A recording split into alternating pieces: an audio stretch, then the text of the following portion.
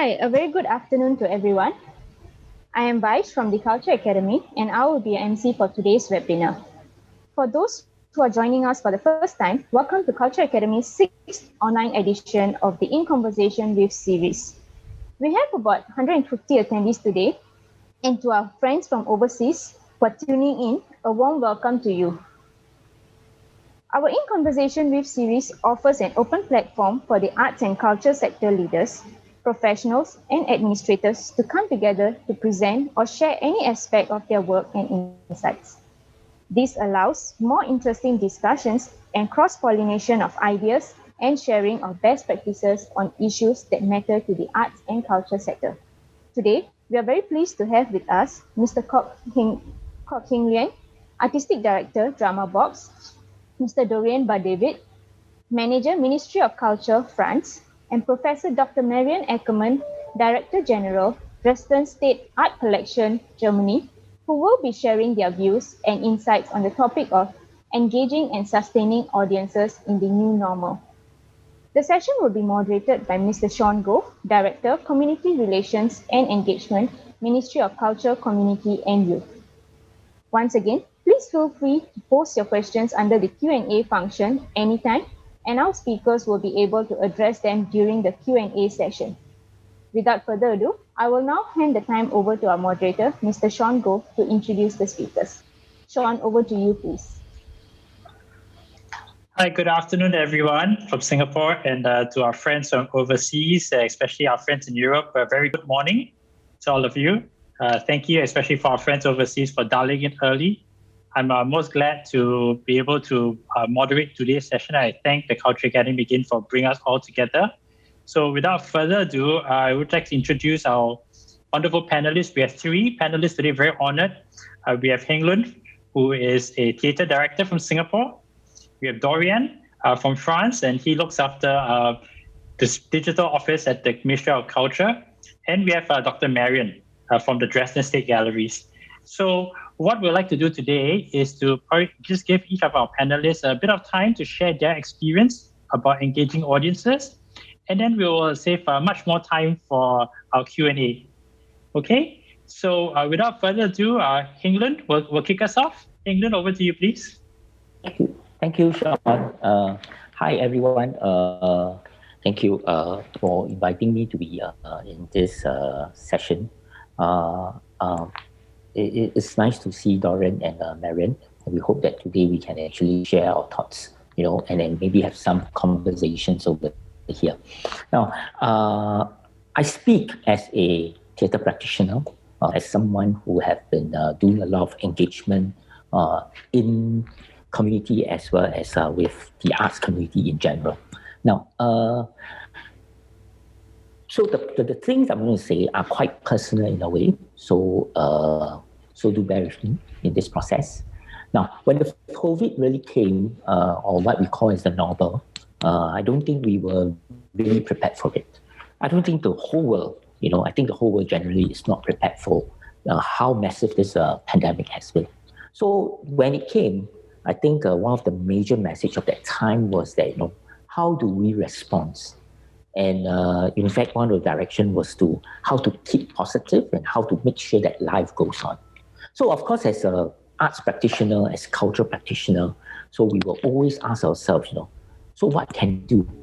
How do we continue to make art at the same time, make our art relevant? And in this particular case, especially when there is a lockdown, or in Singapore, that's what we call as circuit breaker, when people are isolated and people cannot connect physically and they have to be trapped at home, how can art continue to provide a kind of engagement with people, either through entertainment or through informations? And this is the kind of struggle that I think a lot of practitioners are going through during this time. And especially for people who are doing live performances, people in theatre, people in dance. We are so used to making art with audience with us. If everything, now that they cannot move with us, how does that change our art making? And of course, we know that during that time, the National Theatre, and quite a lot of other companies and institutions all over the world started to put up their work, online. Hundreds of thousands have watched. And in fact, in Singapore, the same happened. We have this very wonderful theatre company called Wild Rice. They had this production called The Emily of Emerald Hill. So that time, I think right in April, when they put up their performance, the initial streaming was about 150,000 hits. I think that's a really huge figure, a figure that somehow, we would never imagine that, a production that you put online and then there are so many people watching it. Now, and so, of course, digital now then seems to be the way to go during this particular time. Because of the lockdown, what you see that people are trapped at home and online becomes the way to engage. So for people at home, beside Netflix, beside the regular TV programs and cable TV, probably theatre or performances put online becomes a new choice for some of them, especially for those who may not have gone to theatre for some reasons or another, unfamiliar with it or not available to them. Now they can just simply log on and watch. And for some of them, it was really a very thrilling experience. In fact, in Singapore, we have many audience who have never watched theatre. They find themselves gluing to the laptop, to their computer, watching these shows. But the question back, will this new audience still come to the theatre to watch a play when the pandemic ends and when gathering is allowed? Do we create new audience, or do we just provide a new choice, another choice on the digital platform for them? And importantly, how long would this attraction last? And we still need to ask this. In fact, we need to ask this question. So why did this new audience not come to theatre previously or visit an exhibition in a museum or gallery? Now, such an online exposure removes those reasons that contribute to them not coming to theatre or exhibition in the first place. And I think this is a $1 million question that we need to look at. Now, and when we look at this new normal, and if we want to engage this more audience, how do we continue to engage them? Do we engage them in the digital platform just to entice them to the theatre or to the galleries and to the museum and to be in the physical space with us? Now, if we look at digital form as a kind of marketing and engagement space, then we have to learn how to exploit digital platform for better marketing purpose, so that it's maybe beyond just doing advertising. But if our strategy is to engage them with art through our program, then we need to find a way to present our work such that they are different from what they watch on Netflix, what they watch on TV, such that they will find that when they are watching an artistic project on a digital platform, it is going to be different from they are watching in a Netflix program. Now, and so to do this, that means the artist, whether you're a theatre artist or you're a dance artist with your discipline, you probably have to start to think to how to innovate within this platform. And of course, to do that, we need the hardware, but we also need the people to help to translate our work in some way creatively onto this platform. We need the time, the space, the resource to experiment new possibilities. And as a theatre practitioner, as a maker, I'm interested to work creatively with a digital platform to explore its possibility beyond just watch a performance on a digital platform. Besides, watching online is really different from watching in real life. So we know that we may not have the same kind of engagement with the senses through a digital platform. So what is it that we need to explore then? I'm going to share one project that I've just done recently online.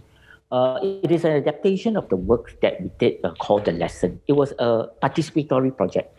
So previously, when we stage it, in a physical space, it's done over 2.5 hours where audience gather together and they interact and they participate to make a decision on whether to remove a particular site in order to build MRT, a train station. So they have to vote, they have to debate, they have to discuss with each other. They gather and they actually communicate with each other.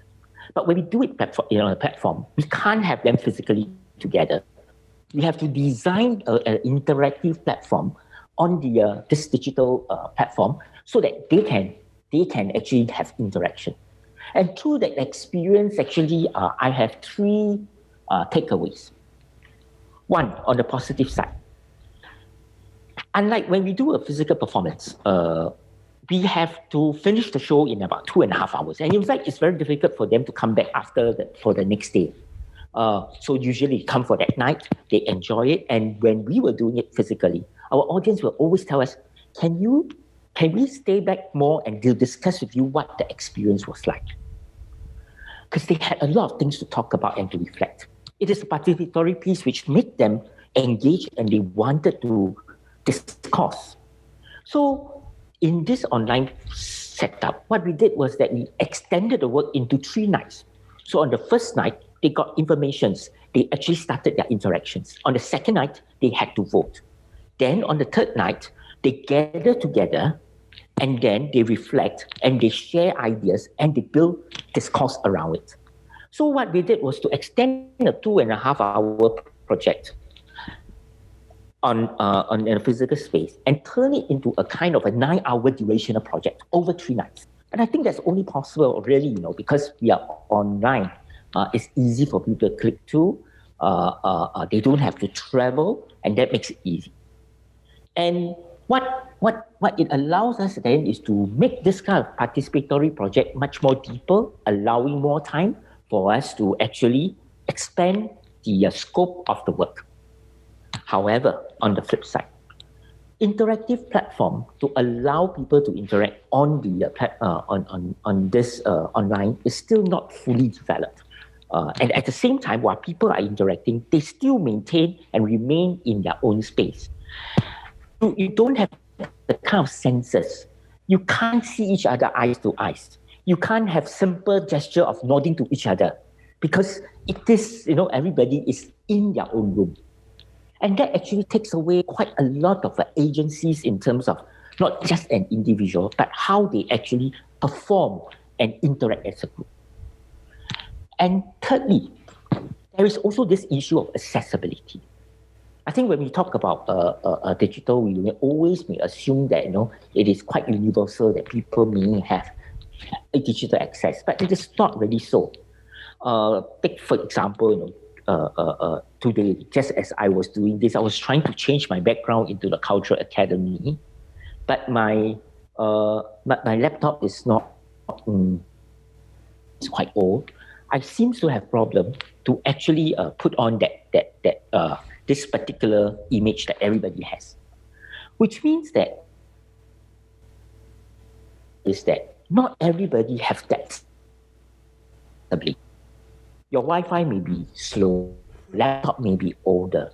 You may only be able to an environment that you're watching it also changes. For example, when you're having your Zoom meeting, you can just have the meeting privately with your friend. But you may be living in a place where you have space with them. Unlike a real performance, equal experience and difference, though we try to create equally, but when it goes through the digital platform, in the end, it depends on. Sorry, everyone. I'm not sure if we had lost Heng Leun temporarily. I think maybe that was, he's making his point that maybe Wi-Fi connection is not the most optimal. Maybe we'll just have our organizers see whether we can try to bring him back. We maybe just give, I think he was just finishing up his sharing. So let's give a minute or two. Sorry, everybody. We just give a short pause here. Thank you. I'm sorry for the breakdown. Oh, welcome back. I think you have just reinforced your point about everyone's experience. Yes, the equality of accessibility. Yeah. I just want to. Can I just finish it up for my part? Please do. Yes. Yes, please do. I was referring to one of a project that we did in another company did in Singapore called the Pre-Pumpkins. They were trying to get the elderlies to create programs for elderlies, and they discovered that a lot of elderlies just do not know how to use the internet. So then they turned them into. Then they realized that it is there is no way. So the only way they can do is to produce MP3. Try to get the elderly to have MP3s. So they have to get people to donate MP3s, and then they distribute the MP3s to the community. And that also includes teaching the elderly how to use MP3 to listen to all these programs. I think this is an example that shows that while we may think that online seems to be the way to go, and online seems to be the way to go, but there are actually a lot of hurdles that we need to deal with. And all these concerns, which for me is important because we are constantly, especially in the moment of crisis, we want to think about how to move on. And in this new normal time, I just want us to be reminded that inequality exists. In fact, when we look at it, we really are looking at who are missed out in this process. In fact, we see a lot of vulnerabilities here. And to acknowledge vulnerability is not to say that the individual is weak, but that the vulnerability actually exposes the lack of the system that we have, or even the new system that is going to be in place to help us to move on. There's a certain lack of, whereby the vulnerables will feel that they are not part of that conversation. And by speeding up the whole new digitalization process, we are actually creating a state of vulnerability for quite a particular population of the people. And as people become further alienated because of this drive, so what are we going to do as an artist in this new normal period? While artists must remember that during this time, we want to help motivate and celebrate resilience, we must also remember that there are many things lost in this process. Loss of human context, loss of loved ones, loss of rituals, loss of connections, loss of stories, loss of rights and dignity. So it is important that at this moment, even with this sudden rapid push for a new normalization, new digitalization, that we may create a new phenomenon that come with so much sacrifices. And while we want to recover very quickly, grieving and the adaptation takes time. I think this is where art has to create new engagement program that allows us to slow time together with those people who are dealing with loss, so that we are able to look at not just how to, stand up and develop and come back, and recover, but to heal, but to learn, very importantly, how to care. And it is important at this moment that engagement is not just an engagement about accessibility, but it is an engagement about care. I think with that, I shall now, give time back to the rest of the speaker. Thank you. Mm-hmm. Thank you very much, Leun. I think that was very poignant. We can certainly feel your passion and look at art and engagement, not just in terms of just celebrating culture, but actually has a much deeper social purpose, especially in times of crisis. And I think it reminds us that it's both to see the two sides, not just about bringing people together, resilience, but also actually what might be missing as we shift more to the digital mediums. Thanks very much, Leun. So maybe now I'd like to invite our second speaker, Dorian. Dorian, again, is coming from France. He manages the digital office at the Ministry of Culture in France, and he's very busy, I understand, supporting the many cultural institutions in coming up to the digital space, and as well as being able to continue to reach out to the audiences despite the very difficult situation in France. Dorian, over to you. Yes, good afternoon, everyone. Hello. I will talk to you about the French Ministry of Culture's response to the crisis, to the first lockdown, and then the last few months we've known that are unseen and unusual. Let me share my screen. Okay. So engaging and sustaining audiences in the new normal. With this strong problematics, we have to ask ourselves, what is the new normal? Because it's resilient to one of the most unknown situations. I don't think I would have known in my life that I would live actual lockdown. So as an administration, we had to adapt to the new needs of our consumer, who are citizens, because we do not sell anything. Our consumer logic, our audience logic it's turned to all the citizens of France. So from young to old, to rich, to poor, to educated, to non-educated, we have to address to all the population. So we had to adapt ourselves very quickly, especially with emergency measures. You can see the two pictures on the presentation that are quick mobilization of the ministry for the cultural professionals who are theaters owners, musicians, librarians, in the various thematic that we cover, and the message to citizens who are linked to cultural places with the sanitary measure that you can that we could see everywhere. So we had to relay this from the government.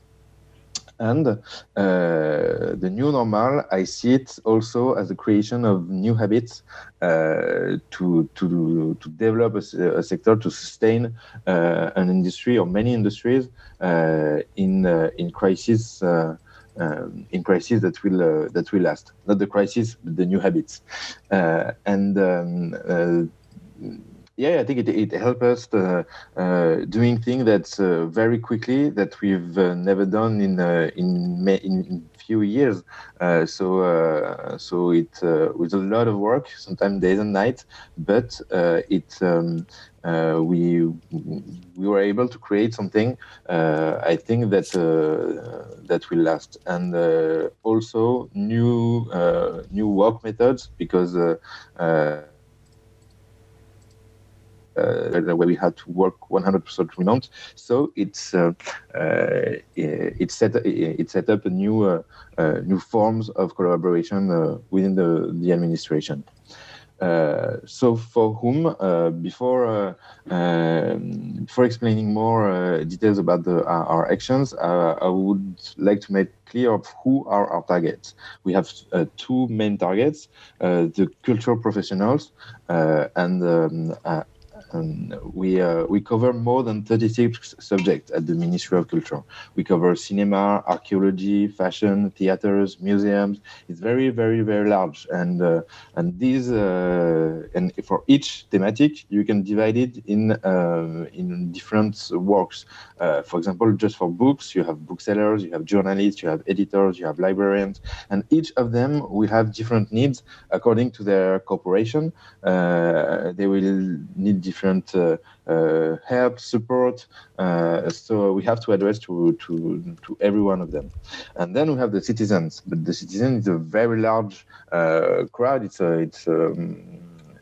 It's more than 60 million in France. So we try to address them from the ones who are very eager, passionate, close to our world, close to culture, and those who are more distant, mainly due to social and economic factors. So we have to keep everyone in mind and propose products that will address to everyone. So how did we respond to this crisis? So we had two ways: one for the cultural professional, one for the citizens. For the professionals, it was immediate measures, which means money to support them. So with unemployment pension, recovery plans, direct helps, subventions. We have in France called the Plan de Relance, which is the huge recovery plans of 100 billion euros for to reconstruct the economy, and part of it is dedicated to culture. It's also to provide contact, help guides, hotlines,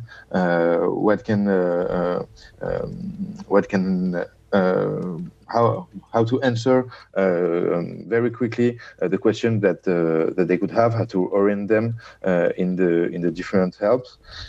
Also sanitary adaptations, how to help them to propose click and collect so that they can stay open. Delaying Black Friday, it's anecdotic, but because of the situation, the government pushed Amazon France to delay Black Friday, so there wasn't inequality between online sellers and physical sellers who were not allowed to open. So the government delayed the Black Friday at the beginning of December, and also offer tools to keep connected with their audience, especially for the small structures, because when you think of the Louvre or Versailles, they are huge. They have their own communication team. They have the experience, the expertise. But however, for the smallest one, we provide them different tools. And also how to address to the citizens. For this, we created Culture Chez Nous, which means culture at home. It's one single platform that gathers online cultural content, like free online cultural content. I'll talk to it, I'll present it in more details right after. A live map of cultural places, such as libraries, music sellers that propose click and collect, and when they're allowed to reopen, which one of them are reopened around you. And also online cultural events such as webinars, shows, presentations, etc. And all of this is a political answer for the Ministry of Culture to this crisis. So Culture Chez Nous is a platform that we built in 1 month, 100% remote. So because of the lockdown, we had a lot of people who were sitting on the couch and didn't know what to do and how to keep them connected with culture. So we told ourselves, well, instead of turning on Netflix, they should have an alternative, which is more with more pedagogy, with more culture, I'd say. So we've built this platform that shows online cultural content, from virtual exhibition to free plays from theater to online games, movies, documentaries, podcasts, ebooks, all from the different structures in France, from the Musée du Louvre to the Paris Opera, but also to the small museum in the south of France, or a library in the east of France. Like all our operators, all our other administrations, operators, or also the private sector, as long as the offer is free and qualitative, we've added it. So we have about 1,000 offers, entries, selected by us among more than 4,000 propositions. So you can, depending on the activity you want to do, read an ebook or listen to a podcast, you can navigate on this platform and to spend time on it instead of spending time on Netflix. And we try to offer an alternative. So will this create new habits? We hope, and as usual, I will talk about our two main targets. But for cultural institutions, how do we help them keep track and prepare reopening? Because after the lockdown, the reopening will happen, and we'll be there to help them prepare this. And will they be back? I'm talking about the citizen. Will they be back to see to keep assisting on to cultural organizations? I think they will, because we have a lot of people who were going there already before the lockdown, before the crisis, who are eager to come back, who are happy with digital culture, but who think that culture as well is an experience. Nothing will replace being seated in a theater, in a live show with the other audience around you and the actors directly on scene. And also because and this is for citizens, online culture is also less elitist. A lot of our citizens are afraid to open the doors of a theater or the opera, because it can be when you don't know this universe, it can be quite impressive. So we hope as well that with proposing online tools, online culture to discover tools, will be new opportunities for newcomers to culture, and also for us as an administration, it helped us beginning a project placing the user first, the user experience first, instead of a political order or a creation that is things by and for the administration, but not for the final user. So it was also one of the first projects we did with this methodology, and it's a great success, and we'll adapt all our next digital products with this methodology.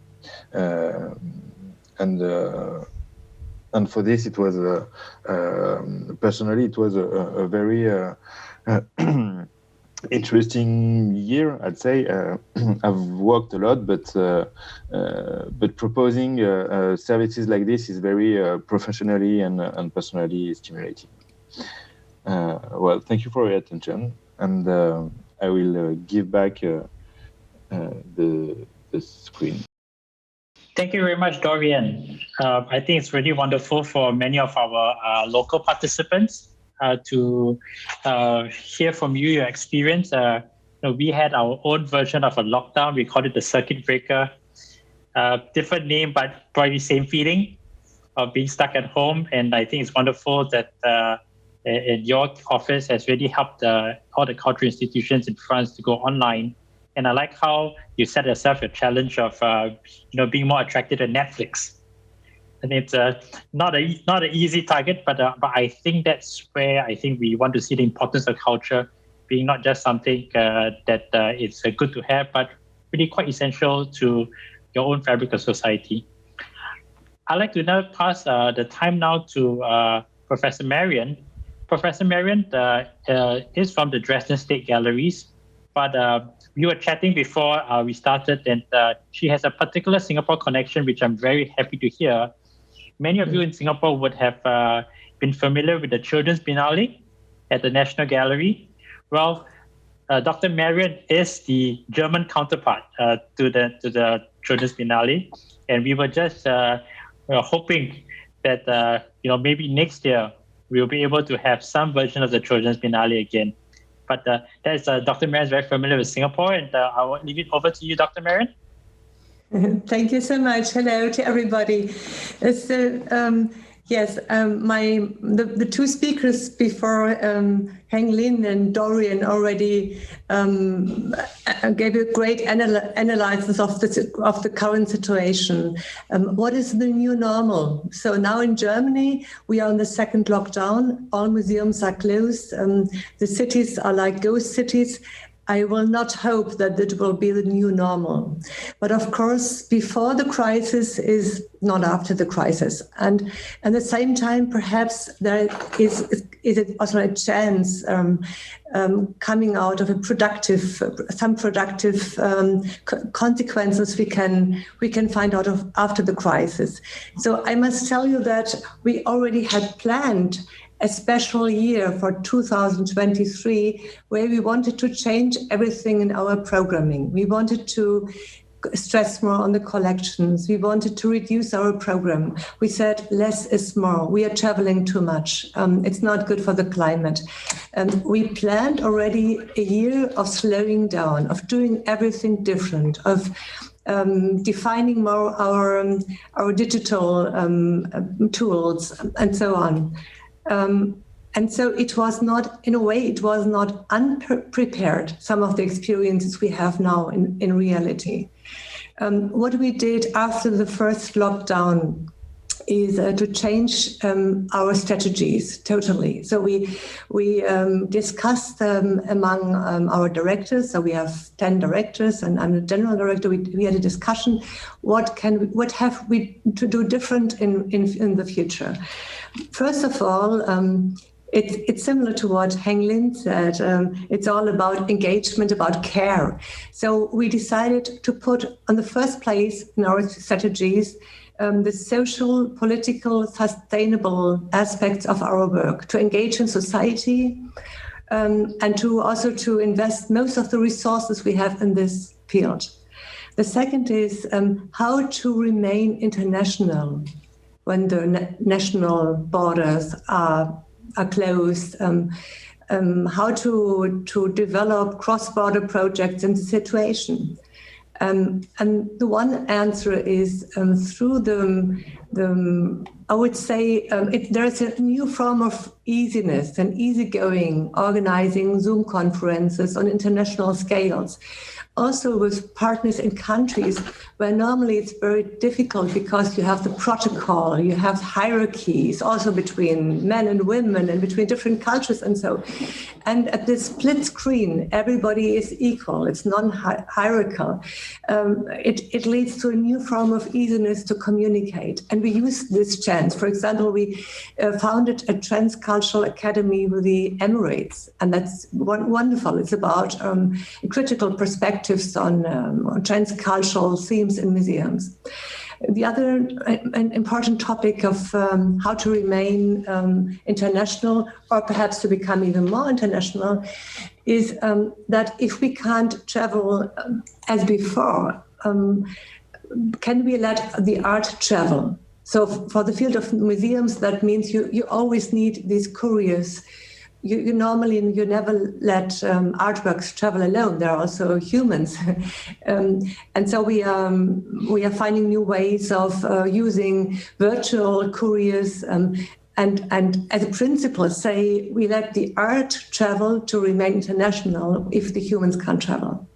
So the third important point of our strategy was to becoming more radical in a positive sense and experimental in forms of education and also supporting the local communities, becoming more experimental using digital tools. I would say the next year, the year 21, will bring out many new forms of creating exhibitions in the virtual world. And it's not about giving a mirror of the analog world to the digital and doing the same on a screen. You really have to create totally new forms of exhibitions. And there are some advantages you have when you use the digital. There's a new form of space. In a way, it is very accessible because you are very close to the artwork. It's in front of you. You can go deeper inside the content. You can go deeper also inside the material of the painting and see more than the human eye can see through the technical tools. And of course, supporting the local communities. I think everywhere in the world now it's an important topic. We, for example, to give one example from the last weeks, we decided for every press conference we are doing, if we are doing them in the analog or in the digital world, we start with giving our international attention we have to some of the local artists. So to invite artists to give performances before we start with the press conference or to doing something, and to make making the names of the artists so we tell something about the artworks to the journalists and make them famous in a way. So the next point is that we said, because the society and the audiences expect the museums to be safe places. They expect us to give something like a feeling of having a safe haven inside the spaces of the museums, buildings, and so on. What can we do to stress this, that we are long-lasting institutions, that we are perhaps the models of sustainability in society? We could be them. So we decided to concentrate in spending our budget on collecting. It's like a contradiction in these times, but we decided, even if it's difficult, it's less money there and less budget, but it's important to stress these things which are long-lasting perhaps for eternity. So we don't know how long the museums last, but we collect. And at the same time, we also support the artists. And another aspect is, in the last years, it was all about accessibility. We wanted to open our museums, make them accessible, enlarge the audiences. And now it's about safety and security much more. It's not that in Dresden we not have the problem of COVID-19 safety conditions. We also had a big theft exactly 1 year ago in the Greenwald, and there's you can say more higher danger of criminal actions against the museums at the moment, and so it's from one day to the other, safety and security plays a much more important role. So we have in a way to close our museums, and the last year we try to open them. And another aspect I wanted to speak about is we need new forms of communication, internal and external. And that's also means, for example, politicians are responsible to decide on the budget, and we don't have a possibility to reach them and to speak to them. We don't have the possibility to get in contact to people who are important for deciding about the relevance of institutions in the society. So the decision about our new closure and the second lockdown was made by our Chancellor, Angela Merkel, and the presidents of the many countries in Germany. And they forgot the museums last time. So it was about sports and about all kinds of entertaining, but on the other hand, of institutions for education like libraries. But the first day they forgot the museums, and the second day they discussed, are the museums part of the leisurement, or is it more education? And you can see there's also a discussion about relevance at the moment. What is also new, at the same time when we had these lockdown worldwide, there were so many strong political movements. So the debate on racism, it's very strong also inside our cultural institutions, even if we are in home office and stuck in our apartments. But it's a very emotional time. We have to create new platforms for discourse, internal and external. And this is also one aspect why cultural institutions are relevant, because they can give these more neutral platforms to have these discourse. So many things to say. Perhaps I'm looking forward to the discussion. But we perhaps coming back to the starting point and what Heng said, engagement about care. So you need also new forms of narration to reach your new audiences. So we decided not to do so many projects as before, not only because we have less budget, because we have less income, but because we think it's important to have a theme, a strong emotional theme to get in connection to the people. And for the next year, we decided to choose loneliness and empathy. So loneliness as a more it's a more emotion and empathy, but it's what we decided to do. What is our role in society? To speak about empathy. And perhaps to close with some very important aspect. So of course we will develop our digital skills next year and the following years more and more, but not everybody has access to that. And I want to speak about children especially, but also about the old people. Also Dorian and Heng spoke about them. For the old people, when they don't have possibilities to have access to digital platforms, perhaps you have to choose some, in a way, archaic forms of communication. What we did, and was very nice, we wrote postcards. Every employee of our institution wrote personal postcards to people. They were stuck in these homes for elderly people. And that was a nice form of being engaged. We also developed something what we called in our Department of Education, Alphabet of Humanity. So we took the alphabet and we created many new forms of being human, of behaving human, and to get in contact to people who really need our attention. And to come to an end, speaking about the children and speaking about our Singapore cooperation, which is really the nicest thing I did in the last years. It was the idea of Eugene Tan, and we started the cooperation some years ago, 4 years ago already. And this year, there had been normally the second Children's Biennale. Singapore is always starting, and we are then following in the next year. But we had to postpone this because they told us here we are responsible if one person will be sick inside the exhibition.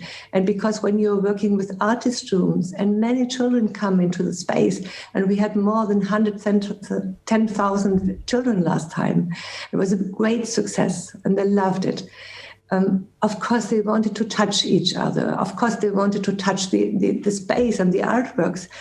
And of course, they are aerosols, and you can't avoid it. And so we decided in every case we are doing the Children's Biennale 2021, but we don't know at the moment how it will be possible.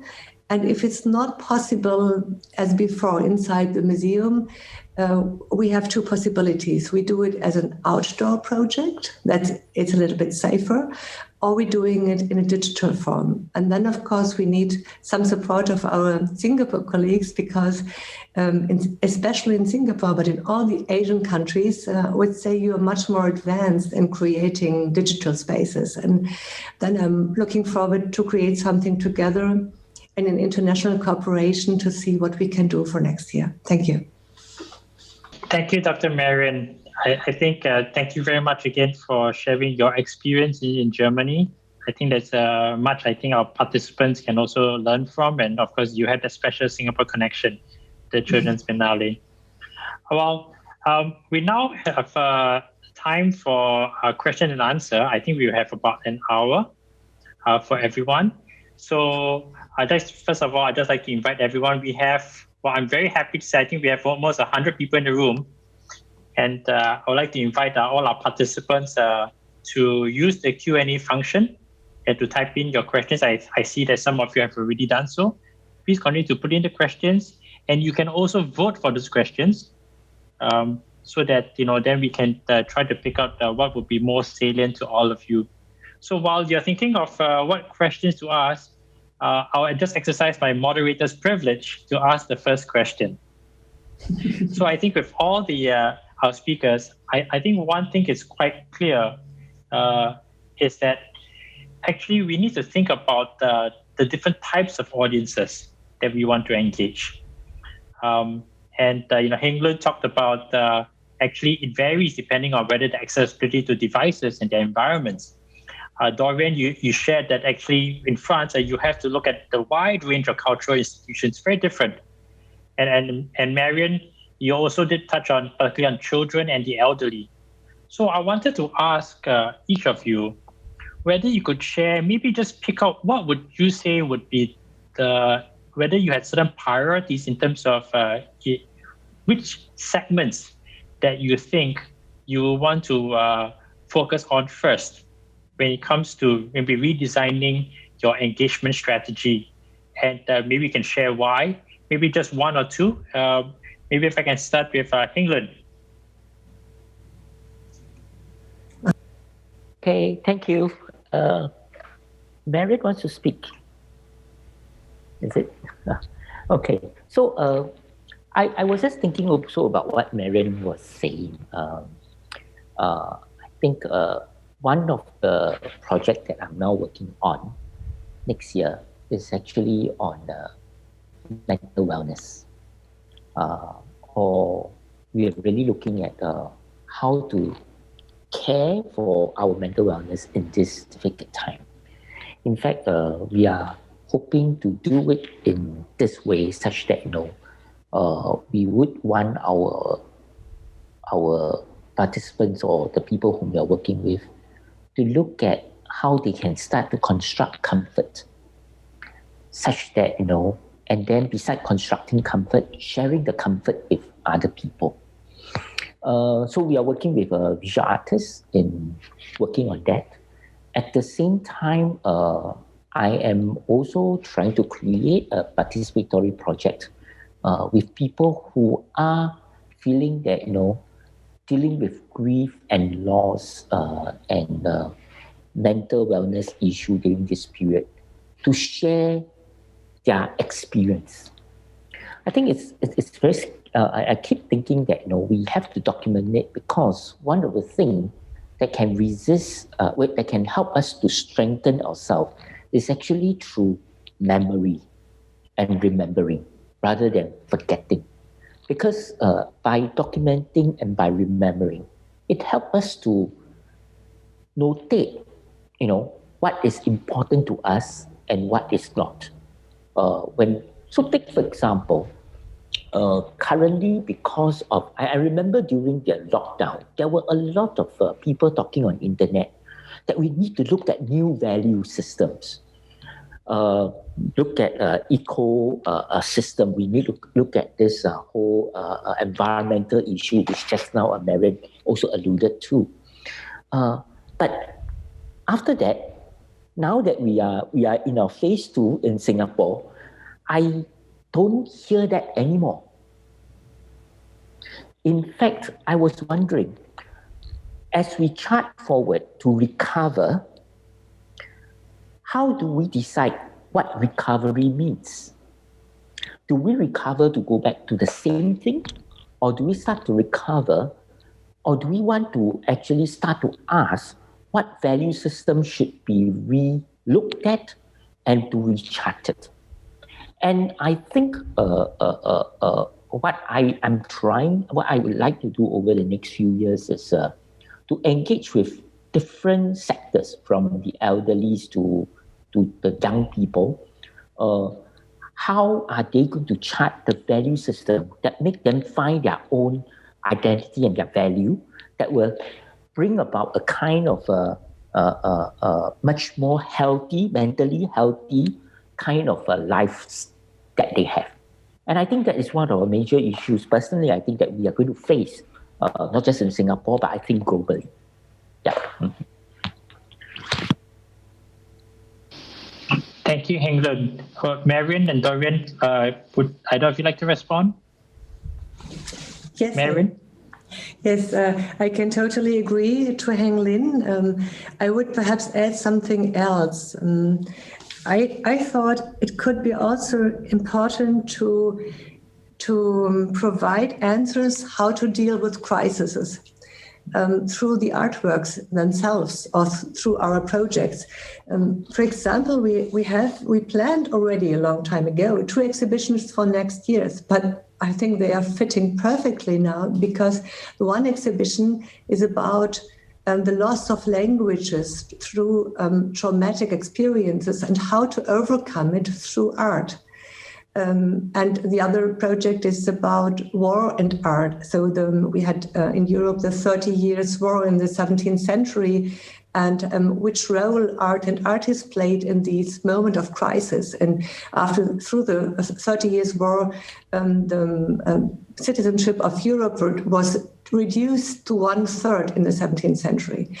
And I think that this will be one very important approach next year to give some models to how to overcome crisis.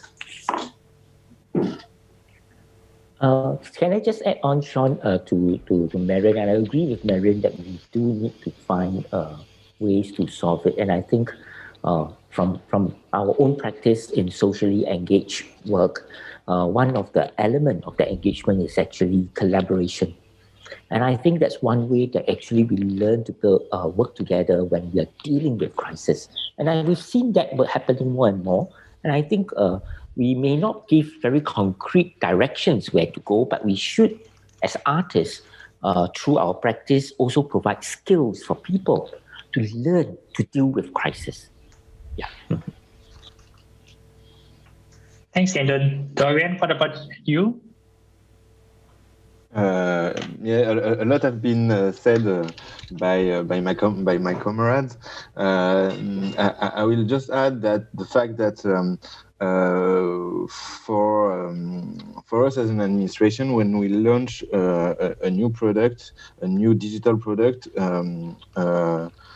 it's very complicated for the agencies that will develop them, because they are used to work with the private sectors or any product that will say, oh, it has to be for this segment of the population, of this target audience or anything. And it's quite complicated, because we have to address to everyone, to all the population. So we have to think about all of them. It's not a marketing issue. It's not a targeting commercial. We have to study all of them, and we have to address to all of them. So it's very quite frustrating for our agencies, because they want to launch a product and help us launch a product and directly address to usually the people who knows culture, who know our institution, who go regularly to theaters, and we have to say yes, but we have to address also of the non-user of the product. So that's why we try to do focus group, to ask the user, to ask the political, the cultural structures, because they know the public, and Marion underlined this very well. They know the public better than us, so we have to rely on them, because they are the one who are doing culture. We are just an administration who helps them doing this. Thank you, Dorian. I see the questions are now coming very quickly. So maybe if I just pick one of the questions was actually, how do we bring together, this was I think by Joris, how do we bring together the local, international on the digital sphere? I think Marion, you touched a little bit about that earlier on. You mentioned how do we let the art travel even when the humans can't? Right, that's something that maybe it's a paradigm shift. And I think the very fact that today we have Dorian and Marion, you are 6 hours west of us. I think that is really a real good example of how we are collaborating with ideas. So maybe I can hear a little bit more about what would you all like to see a bit more going forward in terms of collaboration? Anyone would like to start off? Yeah, I could start. Marion, please. Yes, so on the one hand, I'm very optimistic that international collaboration will even improve, because I think it's the first time in my lifetime that we have this experience that we all share worldwide a common human experience. And so there is the kind of solidarity between us I never experienced before. And as I said already in my presentation, for me, it's very nice to see that so many former forms of hierarchy are now, they are vanishing. So you have the feeling, so we are humans, and we are in a way very near, even if we are far. And even now, so we have these time difference between Singapore and Europe, but we feel very near. We see us at the screen. And yes, then the other forms of international exchange, they will be complicated. What is about the tourism? So in Dresden, where I am working now, we have only in our museums 2.6 million tourists every year. I know in Paris, the Louvre had last year 10 million tourists. And what does it mean for the future? So we love to hear all the different voices of the people. We have a program in 10 languages in our royal castle. And what does it mean? Are we becoming provincial, not seeing anymore the great people from other countries? How will change our societies through that? And I think we have to develop also new forms of tourism. So I just have next week an important meeting to how to create new forms of slow tourism. And we also speak about slow heritage, slow tourism. New forms of traveling, also addressing younger people. Especially in Germany, the national tourism is very much focused on elderly people, and how to create new forms of tourism, perhaps with hybrid forms, to prepare yourself through internet, and then have the possibility to do short trips. So it's very new forms. And then this aspect of how to let travel artworks. And so I think we are just at the beginning. It's an international discussion, just started some weeks ago. And we need also the support of specialists to develop the right technique to give her a safe and secure control to let the artworks travel. And the insurances, of course, must agree. And so that's still at the beginning. So we have to see what is possible and what not. Yeah. Thank you, Marion. Dorian, what would your perspective? What would you like to see in terms of international collaboration? As a French administration, we are a bit behind in this. I think the museum and the cultural institution, as they address to tourists, they have developed this much more than us. And as a French administration, we are only looking at French. We think French. We have really a lot of struggle to expand and to talk internationally, because as an administration we don't have the habit to except the Ministry of Foreign Affairs, but we do not have this culture enough in France, and it's personally very frustrating for me, because I started working in India. I've worked I've done internship in many places of the world, and I miss talking and working in English, but I'm here today, and this I think as well it's changing with digital. I think it's changing with the generations. I think the COVID changes a lot of things, and I think this lack of addressing internationally it will be reduced in the near future.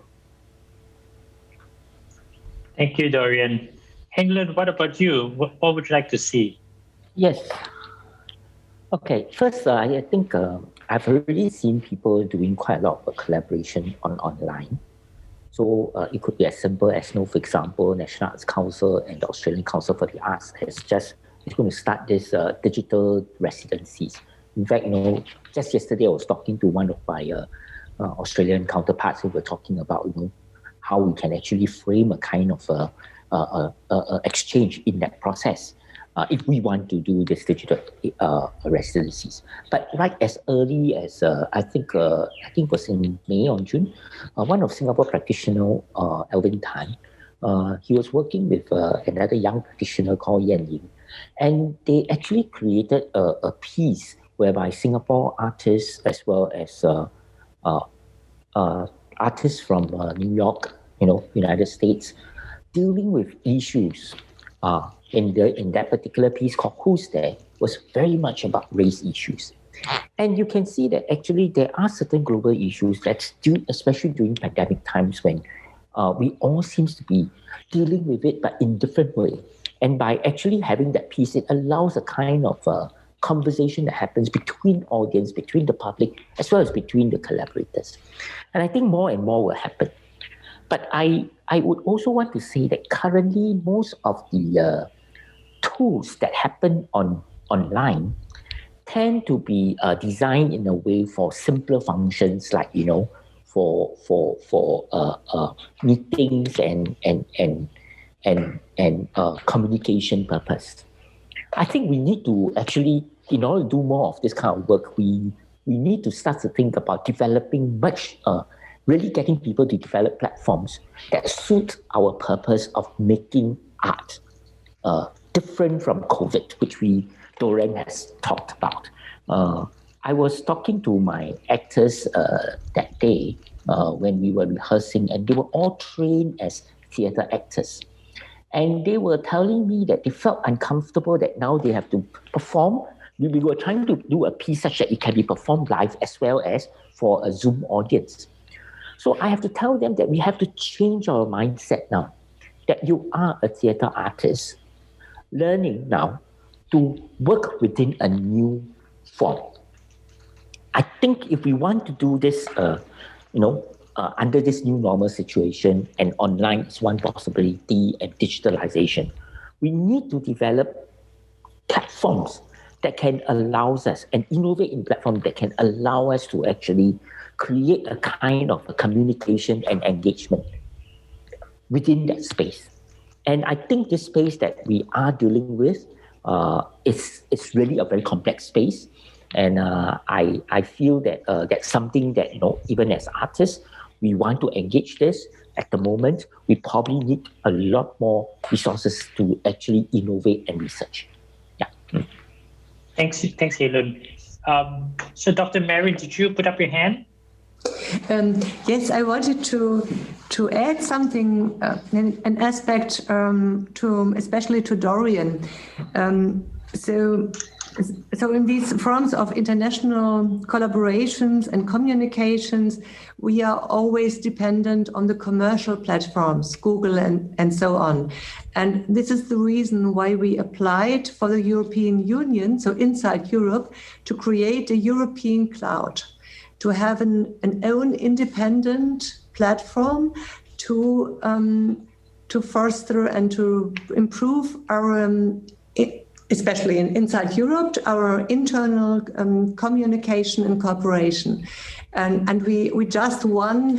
We had just the first step, so we have the possibility to gain this huge amount of money. So that could be a chance also for Germany and France and all the other European countries to create a new internal independent platform. So perhaps it's also something for other parts of the world, because this aspect of how always to be dependent on these commercial platforms, also Zoom, and it's especially in Germany where we are so much scary about data protection. It is a topic here. Oh, it's actually close. We can't hear you. Yeah, sorry. I was just going to say that I think my colleagues in MCCI, we are in Singapore and in Southeast Asia, will certainly look forward to that. Do keep us posted, I'm sure. I wanted to cycle back to what Heng Leun said, and I think there was a few people are very interested England, you talked about the theatre artists, as they come online, actually learning a new art form, right? It's learning a new art form that they've maybe never been trained before. Performing in front of a camera, and this is not, I guess, TV, but it's a very different experience. I wanted to connect that with a question that Early had asked in the chat box, and he was asking whether, Heng Leun, do you think this time we will change theatre for the future? So you talked about the artists, but I guess it's also important to think about what kind of new theatre that they're going to be producing. So do you have any thoughts of that? I saw the question, and I think so. When I told my actors that you have to start thinking that you are working in a mixed media or a different kind of media, using the skills that you have learned. I don't think this is new. I think all artists have always been thinking about, working with different platforms and constantly finding modes of reaching out and communicating. In fact, I think art is always a practice of change. I think artists are always in this business of practicing how to deal with change and articulate change. So through the way we make the art, through the platform that we have. So I can't predict how theatre will be like. And I'm sure, actually, for example, that the next time when audience come back into the theatre and they see live audience there, I have a sense that the way we use digital content in theatre may be much more sophisticated, maybe much more interesting. I think the interactivity may increase. Then that means the audience, the actors, the theatre practitioners then have to find ways to tell stories, to use all this, to create new narratives, to make all this happen, so that they make meaning. And I look forward to this, but I also want to say that it doesn't mean that theatre will go off completely. So in the end, we may develop new forms, and maybe this new form may not be really new, but I would think that theatre should still be there, or else I always remember there was this scene in one of this animation called Wall-E by Pixar. Whereby when we come to a future whereby when interaction become lesser and lesser, the character of that boy, we realize that his hand has grown so small because he's not reaching out enough. And I think that's what we should be wary. We should be thinking about, such that we do not end up in that situation. Yeah. Mm-hmm. And the connection, physical connection, still become important. Thanks, Heng Leun. Well, if I can just then broaden, I think, to the next question that was asked by Sarin, is to take more broadly, you talk about the sort of maybe the changing shape of theatre. More broadly, I think Sarin is asking a broader question. How do we create and maintain the sense of human connection when we engage audiences? So Heng, you talked a little bit about theatre.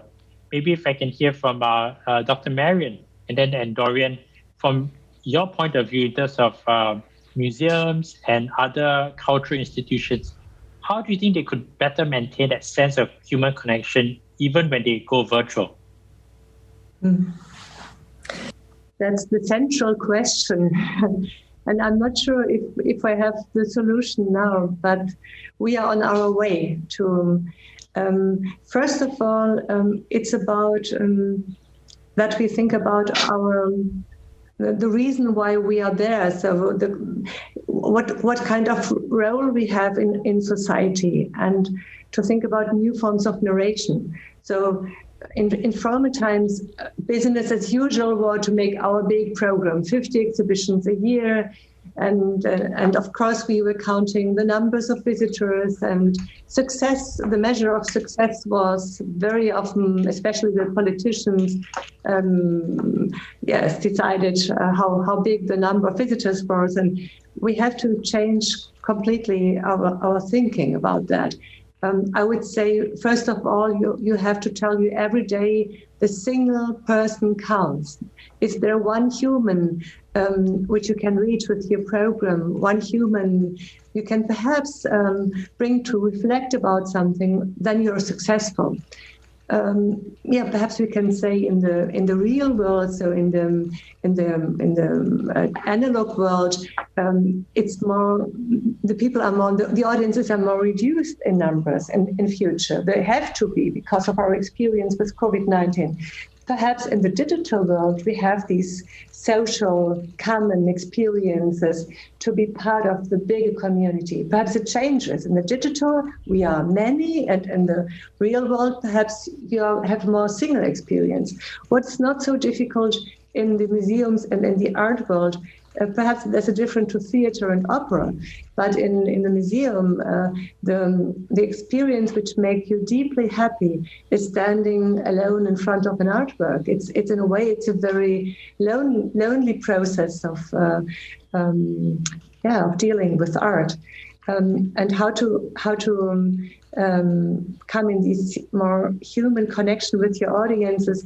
It starts with the topics. I told you about this exhibition about loss of language and how to overcome it through the arts.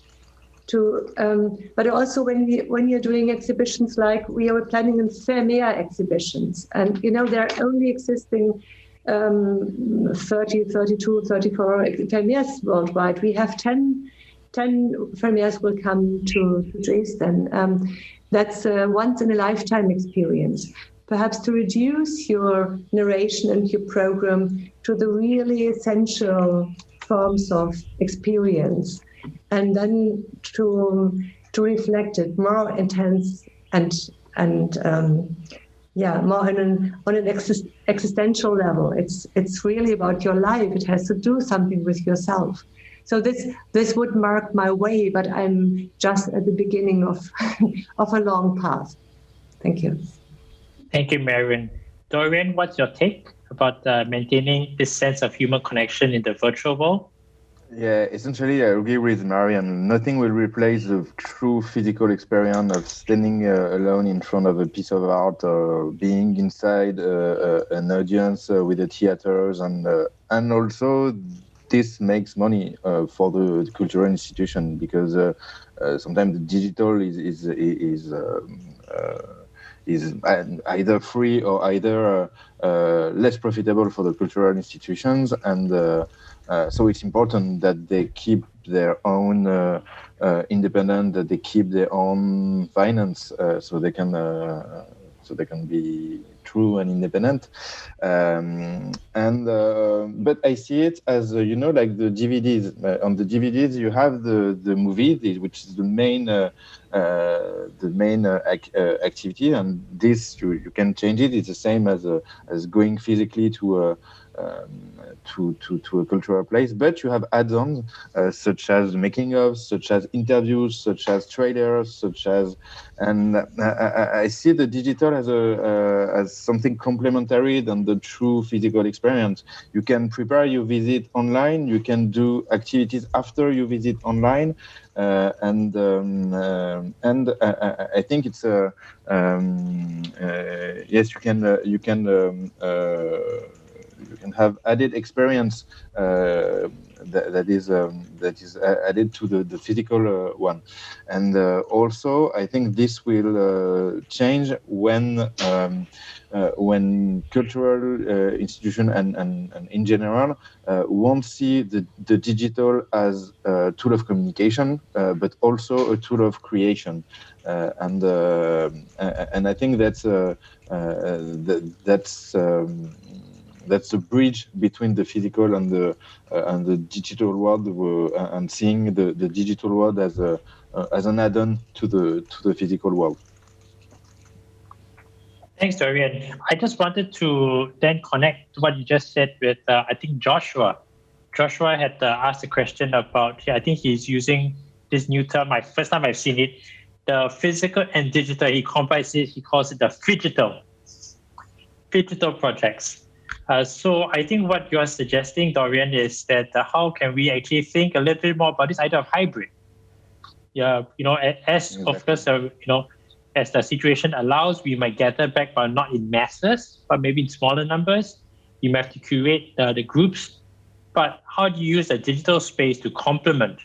And having this idea of whether the physical comes first or the digital comes first, I guess there are many different possibilities.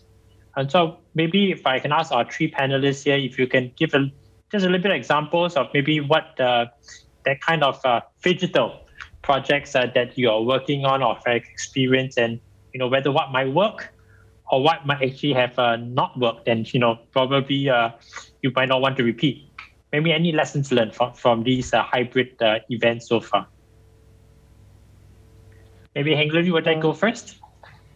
Yeah, I did this project with Institute of International Theatre Institute, Intercultural Theatre Institute, with the students, where the piece was rehearsed both for theatre audience as well as digital audience. It was a very tough book because basically I'm working with two storyboard, and I have to direct it for theatre audience. At the same time, when people are watching online, it becomes they also can relate to what happened. Now, it goes back to accessibility issues, like I can design the sound to a certain kind of experience, but depending on the equipment that you have, what you receive may be very different. So I think as a project, that helps me to understand the limitations of each of this platform. But I was also thinking about the other project I just shared just now, which was the lesson where instead of a one-night event that happened in the theatre, I turn it into a 3-night kind of experience. Temporarily, because you have extended it, I discovered that during that process, the audience that went through the 3-night, like at the end of the 3-night, they formed a little community. They became closer with each other. They share, they argue, and they debate, and they sort of, they could come together and agree and disagree and connect. If I am going to do this project again and turn it into digital physical, then I'll probably put these 3 parts into the first part, whereby in the pre-activity, they all meet digitally. And then the second part, they meet physically and they vote. And then the third part, they organize digitally again. And if possible, then when we look at that, then I will evaluate how does that actually build the kind of connections that we're talking about, communities coming together, learning to collaborate. Yeah, that would be something that I'll be interested in. Thanks, Heng. I think that's very interesting, right? You're looking at the alternating between the sort of physical and the digital sessions, and actually having the audience in a way sounds like they actually have a part to play in deciding what's the next step of their experience. Yeah. Yes, and in the end, I think what is important is how to build a kind of agencies. It's there, and I think connections come with your agencies of being.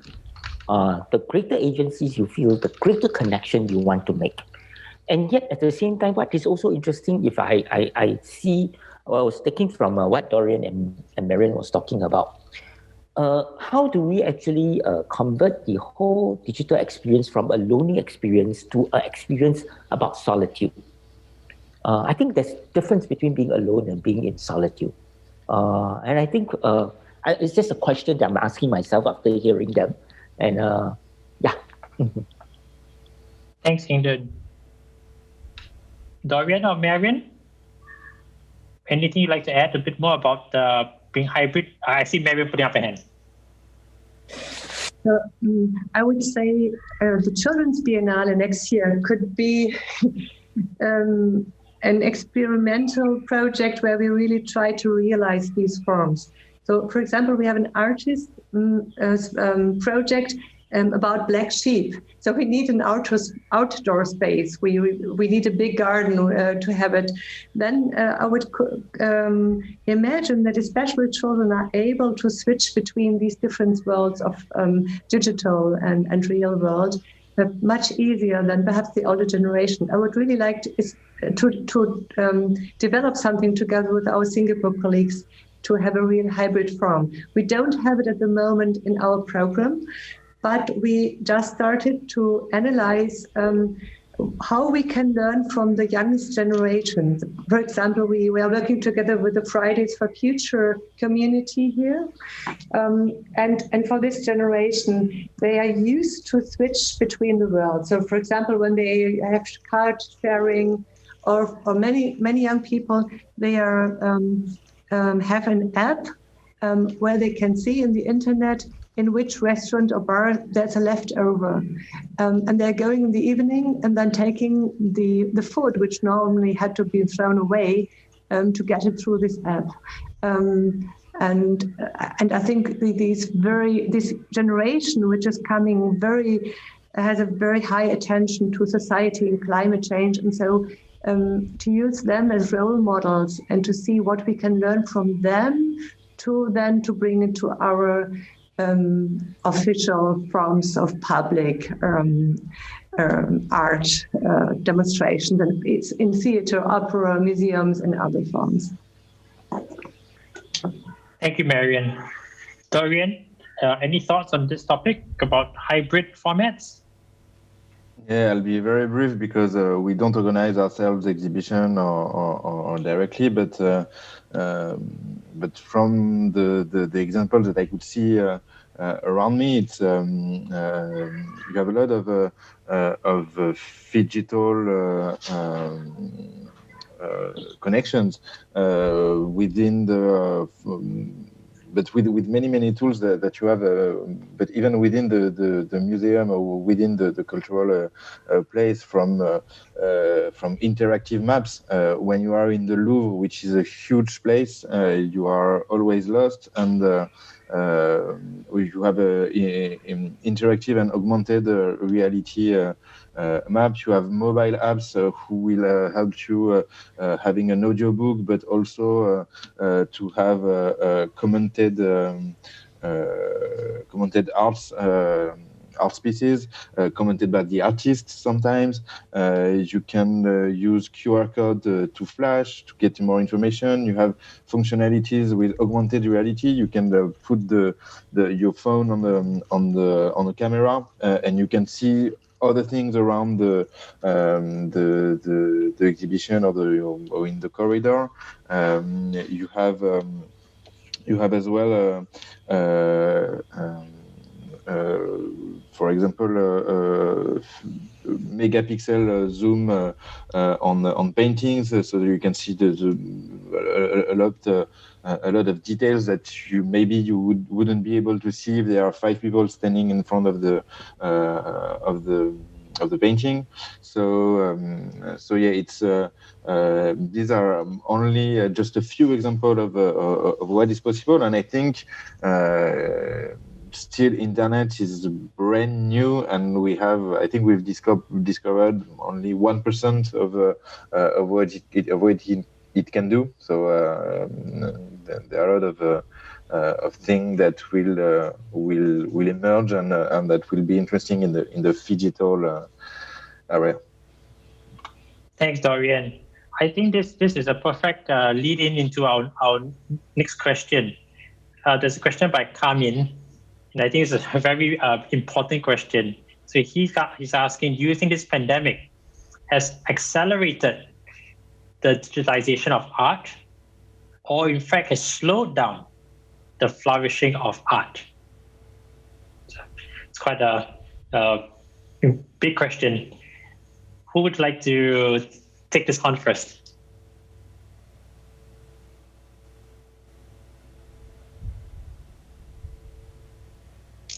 Maybe Heng Leun, would you have a thought?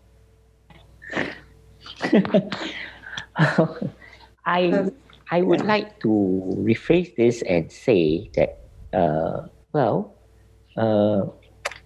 even if we are focusing on participation and engagement or documentation, I think that is one of an approach to making art. So I don't think that means lesser art. I think participation, documentation are different kind of a aesthetic kind of a space that belongs to the arts realm. I think what we are coming to at this moment is at 2 points. One is we are looking at the an opportunity whereby we are going to have two groups of audience. One group of audience who wants to go back to the theatre and be there physically with the artwork, with the artist. There may be another group of audience who want to remain, in an online platform and be able to engage with art. So what then means again is that opportunity then for artists to discover things, to invent and to respond to it. So I am always optimistic about artists always being there. We have gone through, I think artists over the years, through pandemics, through plague, they have existed and continue to make work. And I don't think it will cut us away. I think it will only make us keep thinking of how to regenerate and to be more creative. Yeah, that's how we respond. Yeah. Thanks, Heng. Over to you, Marion. Yes, I would say it depends on the art form. So we had a discussion yesterday with Leun from Indonesia. They are responsible for the next Documenta in Germany. And they have a certain form of art. It's more related artwork. So they are working with hybrid forms. They are working with collaborations. It's a very open art process. I think for them, it is no problem. They're using also the digital tools, and there will be created new art forms which we don't know even yet. But on the other hand, there are some forms of art. Perhaps they will suffer, perhaps they will die out, we don't know.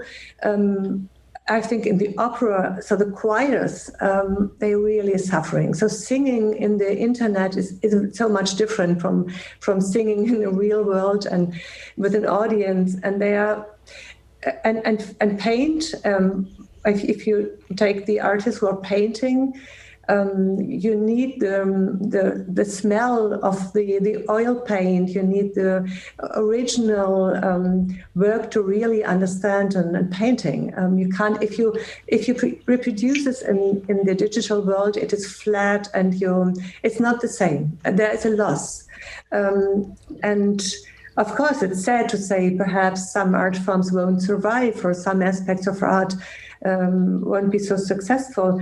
But I believe in as also Heng Lin said, in the big power and infinite creativity of artists and new generations of artists, and the art itself will not die out. So there will be new forms, new models.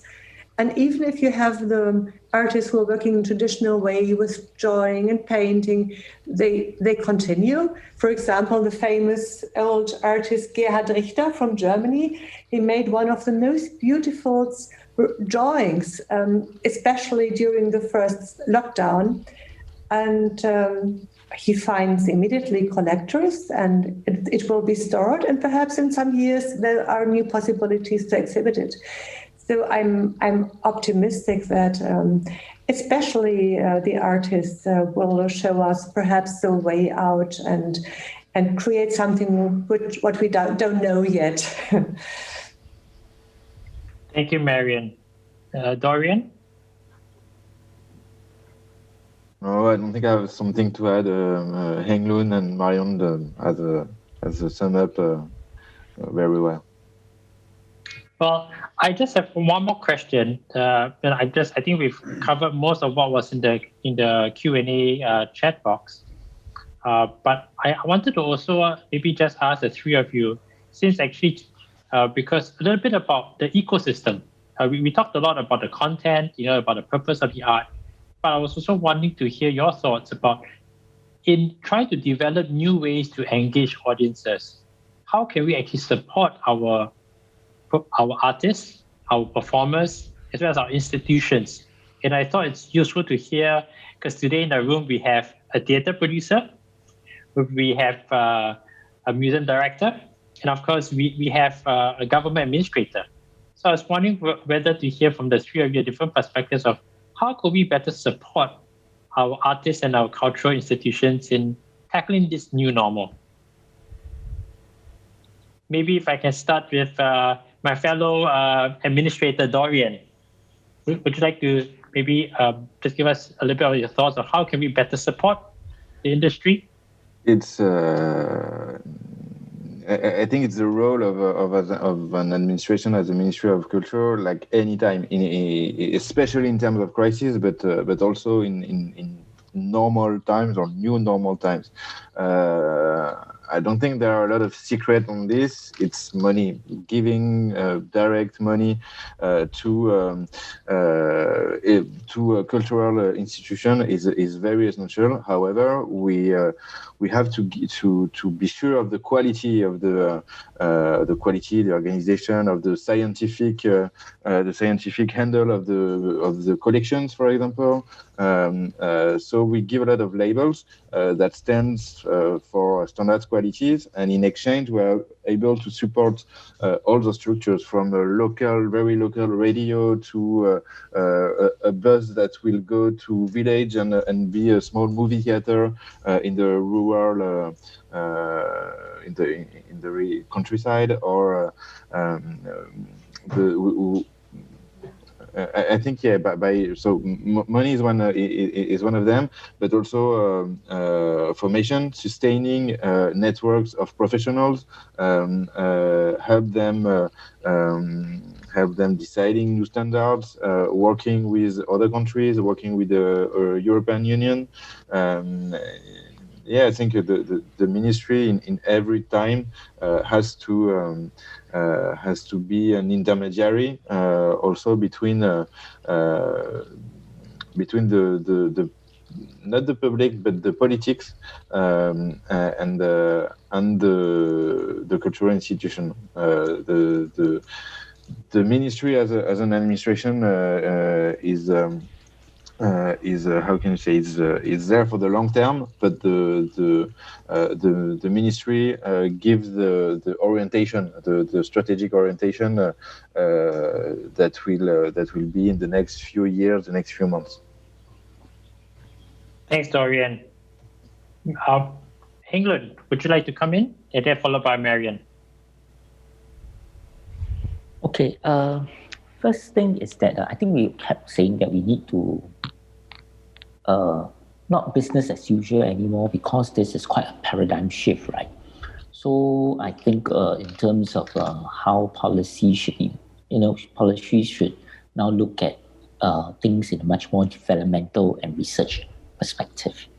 That we should probably be putting in more resources to allow artists to experiment and to find ways of doing things. But where I'm thinking about actually intersectoral work becomes more and more important. I think just now hearing Dorian describe, how our lives are like, where we flip between, switch between online possibilities and physical, and we're dealing with so many things at the same time. I think it is more and more important that we create that kind of space for intersectoral exchange, exploration. So artists working with tech people, artists working with bioscience people. I think we need more and more this kind of exchange, exploration, and collaboration. Then in this way, we are no longer just seeing cultural sectors as, on their own, but we are very much in the conversation with everyone about the world that we want to deal with and we want to live in, and the kind of audience we want to engage. I think that relevance, that capacity to participate, to co-create and co-find and co-design. I think that is really what I would hope that we would be moving into in the future. Yeah. Thanks, Heng. Marion. Yeah, first of all, I have to say that there was so much pressure on the official institutions in the former years. Pressure to have the right numbers of visitors. It was more an exchange of the big names of the art world and very much connected to the market and so. And I was very critical with that. So in a way, it is now we are freed from that. We are never have been so free to be much more experimental. So this is a very good starting condition. Then I must say in Germany, we are very lucky that we have a big statal support. So we just get the numbers yesterday officially. And so that's really very relaxing for us because we can continue our work, but we can change our focus and concentrate also on other forms of art and artists. And that's a very optimistic and very good moment now for us. What I said before, it is important to collect, to continue to collect, because that's always the best support for artists, to give commissions, special commissions. Also, outreach is, I would say, internationally a very important tool of cultural institutions. To what also Dorian said, in the countryside, especially in the countryside, to support artists and to let them create their own works in connection to collections you have in the capitals of your countries. And then to give something of the attention you have in the media, to give it to the artists, to communicate, to speak to them. Many of them are desperate. I have many personal experiences how desperate some artists are to bring them into permanent communication with your staff and your audiences, and what we didn't do so much, but what I just through our conversation today thought we should improve is to do more international co-creations. That also could be a new easiness to say let's co-create new art forms as commissions between Singaporean artists and German artists and so on worldwide, and to develop new forms of co-creating and support also artists on this way. Thank you, Marion. Sorry, I've forgotten something. There are also some persons, individuals or companies who had profited from the last month. You should also, you have a new range of possible sponsors for your program. I think you should be actively speak to them and bring them in their responsible way to support also the artists. And we can, as responsible for big institutions, we can build these bridges, telling the new companies who are now very successful how to engage for culture and society. Fantastic, Marion. Thank you so much. Well, I'm just looking at, I think we've pretty much covered all the questions. I really want to thank my panel here for taking the time.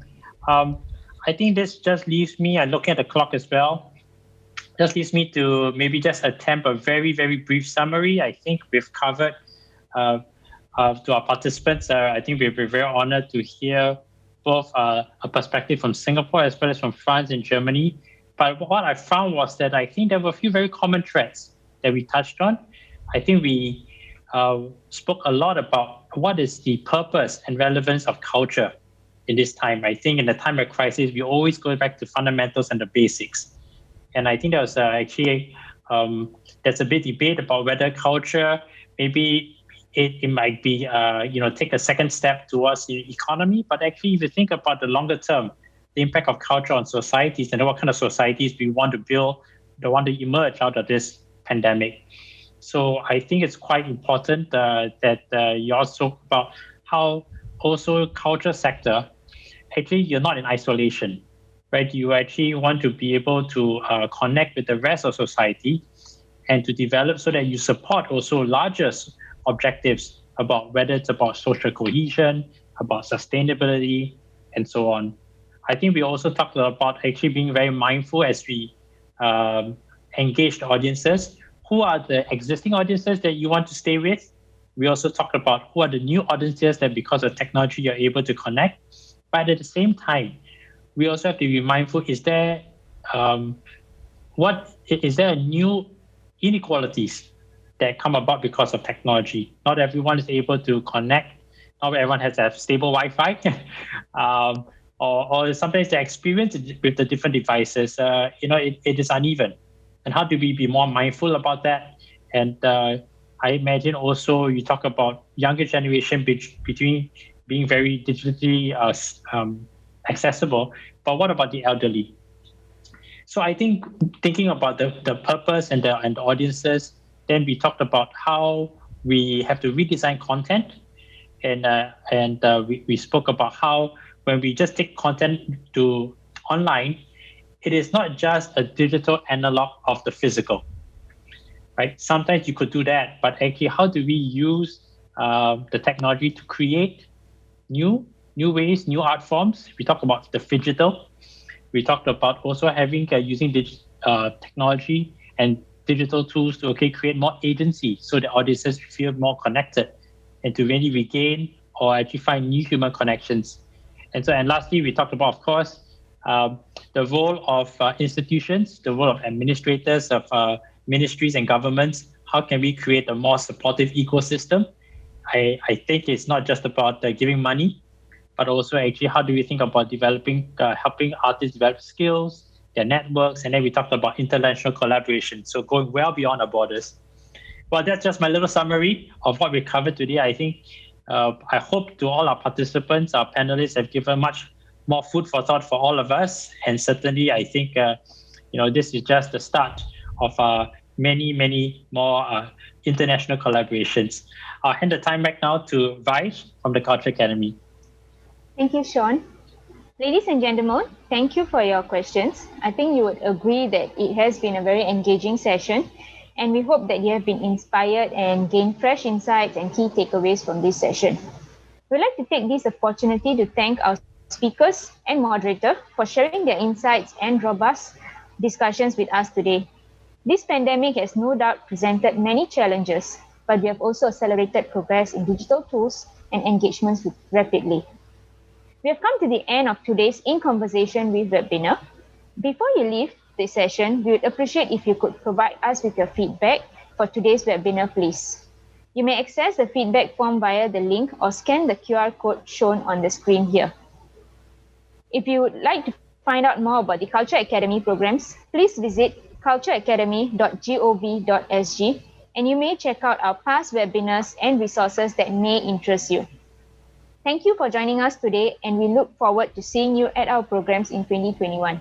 Till then, stay safe and healthy. Here's wishing you a safe and healthy and happy festive season and a wonderful 2021 ahead. Thank you.